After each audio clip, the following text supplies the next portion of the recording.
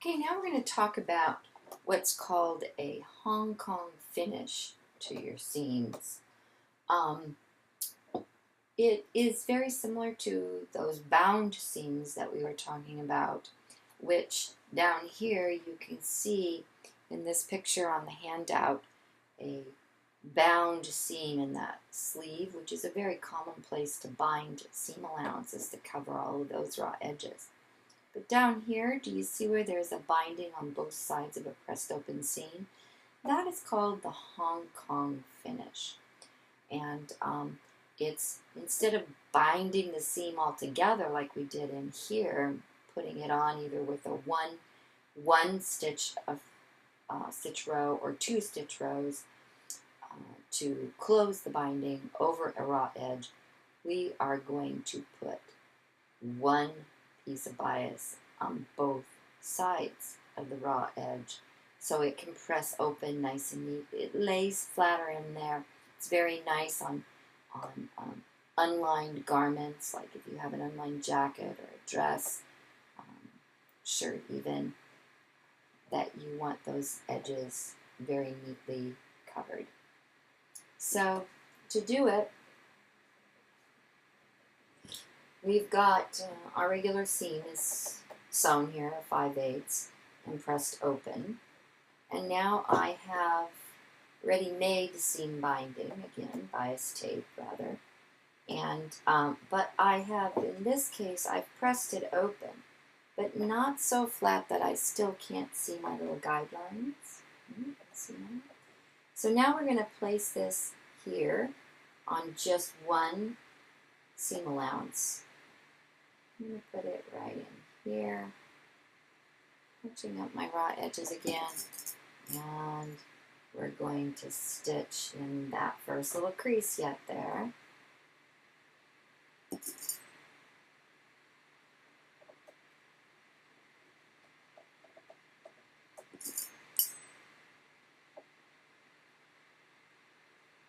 Like this. So now we're going to come here and stitch in that crease, our regular stitching.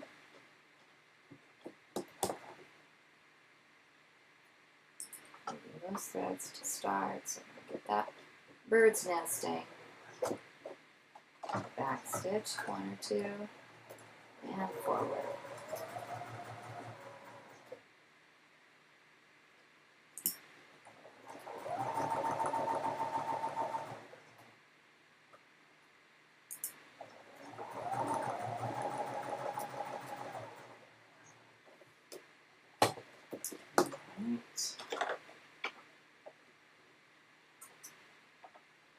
Again, it's a seam finish, so technically seam finishes, you don't have to back stitch in.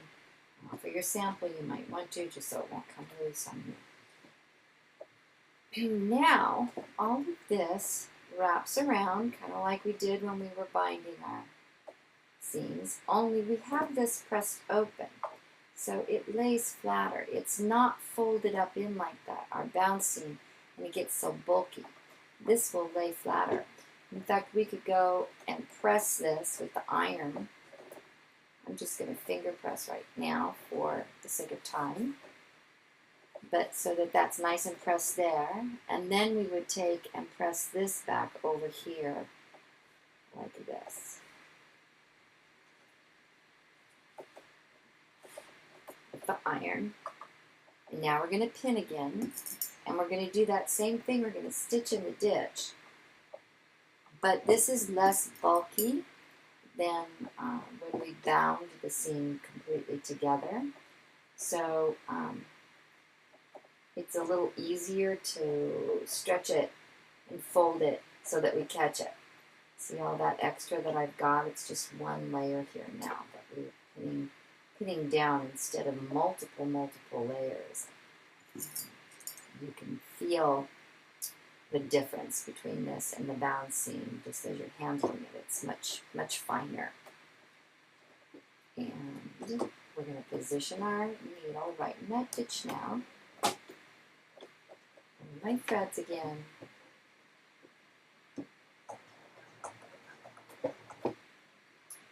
Okay. Back stitch a little bit just so it'll stay. But again, this is a seam finish, so generally there will be another seam or procedure that will cross that end.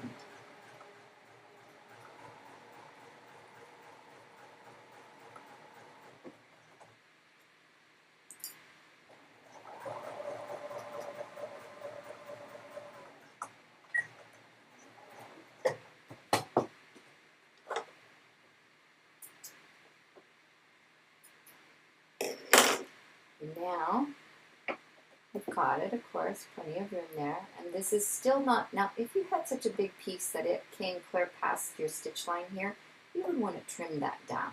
You don't want that folding over when you go back and repress and have it nice and neat there. And flat. It opened up again. There we go. So now you've got this neatly stitched in the ditch along here, nice and thin, beautiful finish. I also wanted to show you on the other side how you could use your own bias tape. So this is an inch wide strip of bias tape cut, and there are tutorials about cutting that bias tape that you can locate. You want to do it the inch, the narrow. You don't want a great big wide piece of bias because you're just going to end up trimming a bunch of it away when you're done. So I'm going to trim this off like that. Now we're going to apply our own bias, like if we wanted it matching, not contrast, or if we wanted it something fun or delicate soft instead of the heavier kind of starched stuff that you get in the pre-packaged bias tapes. So we're just doing the same procedure here as far as where we're going to pin it on. However, I don't have a crease to follow, so what we're going to do is stitch 1/8 of an inch away from the edge. So find my 1/8 of an inch.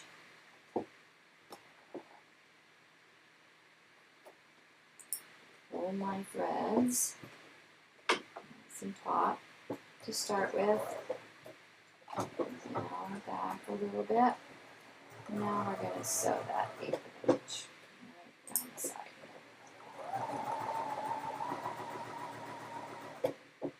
Make sure you're going nice and straight and neat. Take that time.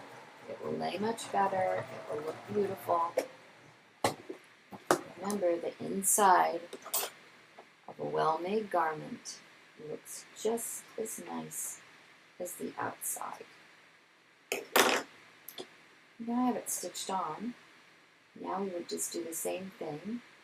Take and probably press this with the iron out like this. And again, for time's sake, I'm going to just finger press it. It's going to crease pretty nicely for me. And now I'm going to fold it over that edge. Not buckling in this edge. Make sure that doesn't buckle over, but I want it to be right in the groove, right next to it. I would press that with the iron so that it's nice and in position, smooth, even. Pin it.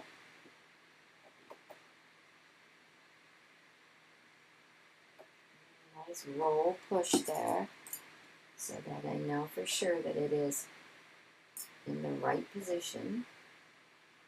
No gapping or little roll pleats of anything, tucks. And I've got it nice and smooth. Okay, double check that I've caught it on the back, and I have. Now we're going to do the same thing, stitch in the ditch.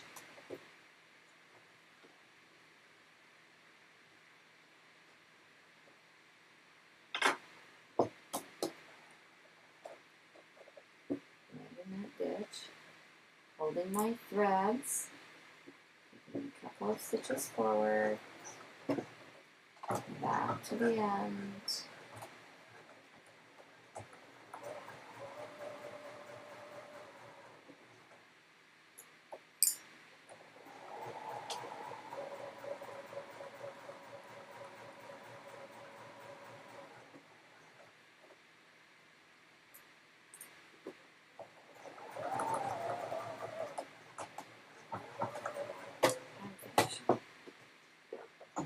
Again, all of these instructions are in written form on those sewing.org sheets that you were given in class. That should go in your portfolio sample with everything. So there it is, stitched in the ditch really nicely again. Let's zoom in a little bit again.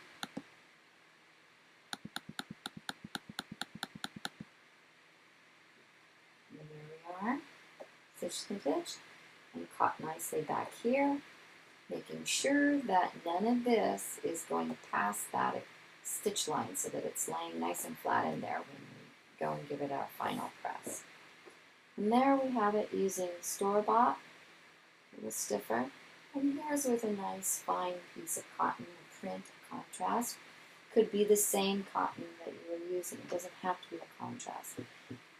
But typically for that work, that extra beautiful work inside, it is some kind of a simple contrast. And that is the Hong Kong